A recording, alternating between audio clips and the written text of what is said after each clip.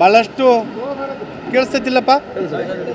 ನಮ್ಮ ಹಿರಿಯರಂಥ ಗಿರೇಗೌಡ ಕಾಡಾಧ್ಯಕ್ಷರು, ನಮ್ಮ ಮಾಜಿ ಜಿಲ್ಲಾ ಅಧ್ಯಕ್ಷರು, ಎಲ್ಲ ನಮ್ಮ ಪಕ್ಷದ ಮುಖಂಡರು ಭಾಳಷ್ಟು ಇವತ್ತೇನ ನಮ್ಮ ಗಂಗಾವತಿ ಶಾಸಕರು ಭಾಳಷ್ಟು ಮೀಡಿಯಾದಲ್ಲಿ ಇವತ್ತು ಆ ಕೋರ್ಟ್ನಲ್ಲಿ ಆರ್ಡ್ರ್ ಆಗಿರೋದು ನೋಡಿದರೆ, ಇವತ್ತು ವಿಧಾನಸಭೆಯಲ್ಲಿದ್ದು ಕೂಡ ನನ್ನ ಸಭಾನಾಯಕರು ಆರ್ಡ್ರ್ ಮಾಡೋದು ನೋಡಿದರೆ ಇವತ್ತು ಭಾಳಷ್ಟು ಒಪ್ಪುವ ಮಾತುಗಳು ಇಡೀ ಕ್ಷೇತ್ರದಲ್ಲಿ ಕಂಡು ಬರ್ತಾ ಇದ್ದಾವೆ ನಿಮ್ಮ ಪತ್ರಿಕೆಯಲ್ಲಿ. ಆದರೆ ನಾವು ಕೂಡ ಭಾಳಷ್ಟು ನಮ್ಮ ನಾಯಕರು, ರಾಜ್ಯ ನಾಯಕರು, ನಮ್ಮ ರಾಜ್ಯ ಅಧ್ಯಕ್ಷರು, ನಮ್ಮ ರಾಜ್ಯ ಮಂತ್ರಿಗಳು, ಮಾಜಿ ಮುಖ್ಯಮಂತ್ರಿ ಎಲ್ಲ ನಮ್ಮ ಪಕ್ಷದ ಇಡೀ ರಾಜ್ಯ ನಾಯಕರು ಕೋರ್ಟಿನ ಮ್ಯಾಗ ಒಂದು ವಿಶ್ವಾಸ ಐತಿ.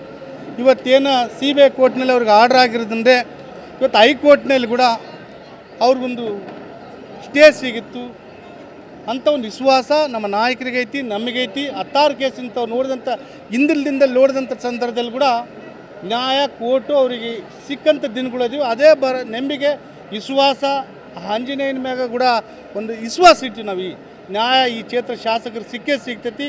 ಅವರು ಹೊರಗೆ ಬಂದೇ ಬರ್ತಾರೆ. ಇವತ್ತು ಭಾಳಷ್ಟು ಸಾವಿರಾರು ಸಂಖ್ಯೆಯಲ್ಲಿ ಕೂಡ ಅವ್ರ ಮನೆ ಧರ್ಮಪತಿ ಜೊತೆಗೆ ಮಾತಾಡಿದ್ರು ನಮ್ಮ ನಾಯಕರು ಎಲ್ಲರೂ. ಅವರು ಧೈರ್ಯ ತುಂಬಂಥ ಕೆಲಸ ಮಾಡ್ಯಾರ. ಆ ಕುಟುಂಬಕ್ಕೆ ಧೈರ್ಯ ತುಂಬಬೇಕು. ಅವರೆಲ್ಲರೂ ಆ ಕುಟುಂಬದ ಜೊತೆಗೆ ನಾವು ಅದೀವಿ, ನಮ್ಮ ಜೊತೆಗೆ ಅವರದಾರ. ಅವ್ರಿಗೆ ನ್ಯಾಯ ಸಿಗ್ತೈತಿ. ಭಾಳ ದಿನ ಇಲ್ಲ, ಒಂದು 10-15 ದಿನದಾಗ ಅವ್ರಿಗೆ ಹೊರಗೆ ಬರೋಂಥ ಕೆಲಸ ಆಂಜನೇಯ ಶಕ್ತಿ ಕೊಡ್ತಾನೆ, ಆಂಜನೇಯ ನ್ಯಾಯ ದೊರಕಿಸಿ ಕೊಡ್ತಾನೆ. ಆ ಕೋರ್ಟಿನ ಮ್ಯಾಗ ವಿಶ್ವಾಸ ಐತಿ, ನಂಬಿಕೆ ಐತಿ. Okay sir, thank you sir. ಏನು ಸರ್ ಇವತ್ತೇನಾಯಿತು ಏನು?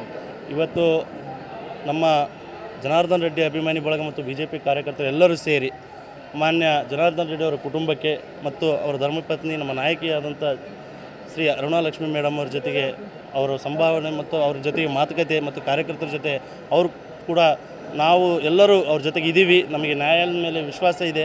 ಈಗಾಗಲೇ ಮೇಡಮ್ ಅವರು ಕೂಡ ನಮಗೆ ನಮ್ಮ ಕಾರ್ಯಕರ್ತರಿಗೆ ಕೆಲವಷ್ಟು ಉದಾಹರಣೆಗಳನ್ನು ಕೊಟ್ಟು, ಹಿಂದೆ ನಡೆತಕ್ಕಂಥ ಕೇಸ್ಗಳ ಉದಾಹರಣೆ ಕೊಟ್ಟು ನಮ್ಮ ಕಾರ್ಯಕರ್ತರು ಕೂಡ ಧೈರ್ಯ ತುಂಬಿದ್ದಾರೆ. ನಾವು ಕೂಡ ಕಾರ್ಯಕರ್ತರಿಗೆ ಧೈರ್ಯ ತುಂಬಿ ನಾವು ಮುನ್ನುಗ್ಗಿದ್ದೀವಿ. ನಮಗೆ ನ್ಯಾಯಾಲಯದ ಮೇಲೆ ವಿಶ್ವಾಸ ಇದೆ. ನಮ್ಮ ಸಾಹೇಬರು ಆದಷ್ಟು ಬೇಗನೆ ಹೊರಗಡೆ ಬರ್ತಾರನ್ನೋ ಒಂದು ವಿಶ್ವಾಸ ಇದೆ. ಮೇಲ್ಮನವಿಯಲ್ಲಿ ಅರ್ಜಿ ಹಾಕಿ ನ್ಯಾಯ ಸಿಗುತ್ತೆ. ಆಂಜನೇಯನ ಮೇಲೆ ವಿಶ್ವಾಸ ಇದೆ. ಎಲ್ಲರೂ ಕೂಡ ಅಂದರೆ ಉಪಚುನಾವಣೆ ಆಗುತ್ತೆ ಅಂತೇಳಿ ಭಾಳಷ್ಟು ಜನ ಈಗಾಗಲೇ ಮಾತಾಡ್ತಾ ಇದ್ದಾರೆ.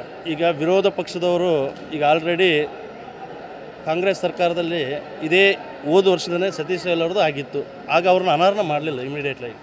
ಆದರೆ ನಮ್ಮ ವಿರೋಧ ಪಕ್ಷದ ಅಂತ ಹೇಳಿ ನಮ್ಮ ಸಾಹೇಬರು ಯಾವುದೇ ಕಾರಣಕ್ಕೂ ಕಾಂಗ್ರೆಸ್ ಜೊತೆ ಯಾವುದೇ ಕಾರಣಕ್ಕೂ ರಾಜಿ ಆಗಲಾರ್ದೇ ಅವರು ನೇರವಾಗಿ ದಿಟ್ಟ ರಾಜಕಾರಣ ಮಾಡ್ತಾರೆ ಅನ್ನೋ ಒಂದು ಉದ್ದೇಶ ಇಟ್ಕೊಂಡೆ ಅವ್ರನ್ನ ಅನರ್ಹ ಮಾಡಿದ್ದಾರೆ. ಯಾವುದೇ ಕಾರಣಕ್ಕೂ ಅವರ ಕೆಲವು ದಿನದ ಸಂತೋಷ ಪಟ್ಟುಗಲ್ಲಿ, ಆದರೆ ಯಾವುದೇ ಕಾರಣಕ್ಕೂ ಚುನಾವಣೆ ಆಗೋದಿಲ್ಲ. ನಮ್ಮ ಮೇಲ್ಮನವಿಯಲ್ಲಿ ವಿಶ್ವಾಸ ಇದೆ. ನಮಗೆ ನ್ಯಾಯ ಸಿಗುತ್ತೆ. ಅದಷ್ಟು ಬೇಗನೆ ಹೊರಗೆ ಬರ್ತಾರೆ ಅಂತ 100ಕ್ಕೆ 100 ಬರ್ತಾರೆ. ಶಾಸಕ ಸ್ಥಾನ ಕೂಡ ಅನರ್ಹ ಶಾಸಕ ಸ್ಥಾನ ಕೂಡ ಅನರ್ಹ ಆಗೋದಿಲ್ಲ, ಉಪಚುನಾವಣೆ ಕೂಡ ಆಗೋದಿಲ್ಲ.